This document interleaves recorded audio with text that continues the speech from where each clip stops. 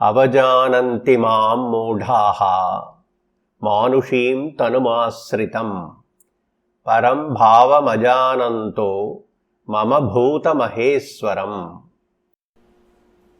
When I descend in my personal form, deluded persons are unable to recognize me. They do not know the divinity of my personality as the Supreme Lord of all beings. Commentary. Good teachers occasionally use strong words to jostle their students out of the complacence of shallow thinking into a deeper state of thoughtfulness. Here, Sri Krishna uses the word mudha, which means dim-witted, to describe those who deny the divinity of his personal form. Those who say that God is only formless and cannot manifest in a personal form contradict the definition of God as being almighty and all-powerful. The Supreme Lord has created this entire world full of forms, shapes, and colors. If He can do such an amazing feat of creating myriad forms in the world, can He not create a form for Himself? Or is it that God says, I do not have the power to manifest in a personal form, and hence I am only formless light?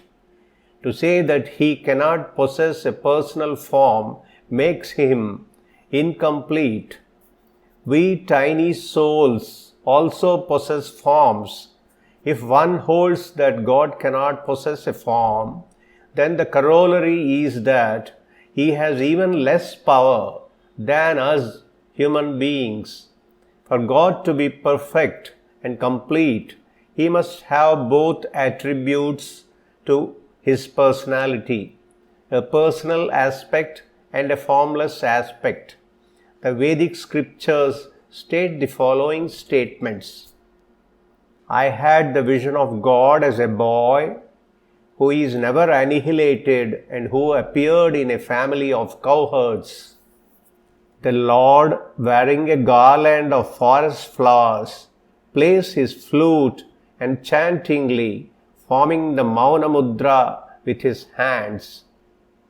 The deepest knowledge is that God accepts a human-like form. At that time, the Supreme Lord, who possesses all opulences, descended in human-like form.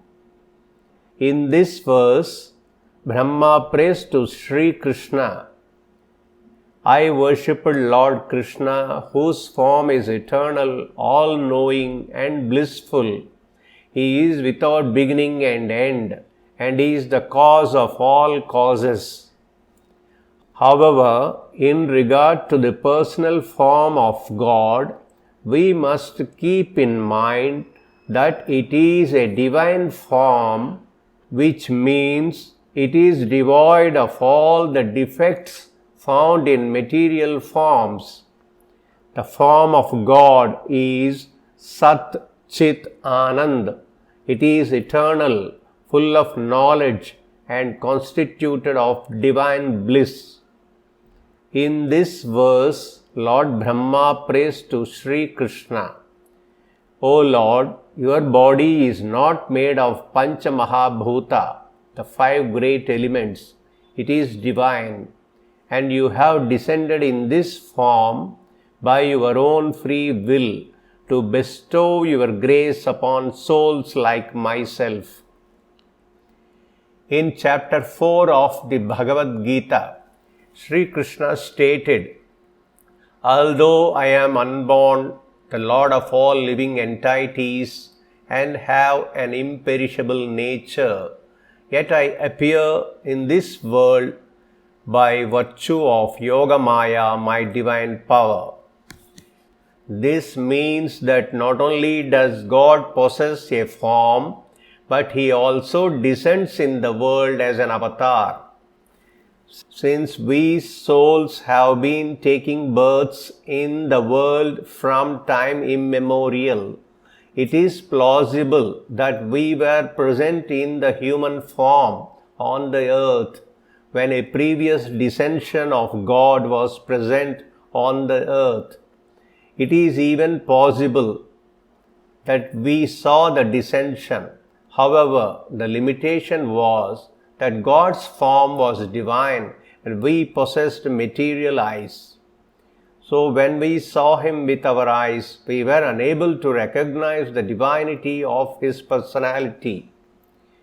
The divine nature of God's form is such that His divinity is perceived by each person only to the extent of his or her spiritual power. And those who are influenced by sattva gunas see Him. They think, Sri Krishna is a special person. He is very competent, but he is definitely not God. And those under the spell of Rajoguna see Him. They say, there is nothing special in Him. He is very much like us. When those dominated by Tamoguna see Him, they think He is egotistic and characterless, much worse than us. It is only the God-realized saints who can recognize Him as God, since they have received divine vision by His grace. And so Sri Krishna says that the unaware materially conditioned souls do not know Him when He takes an avatar in the world.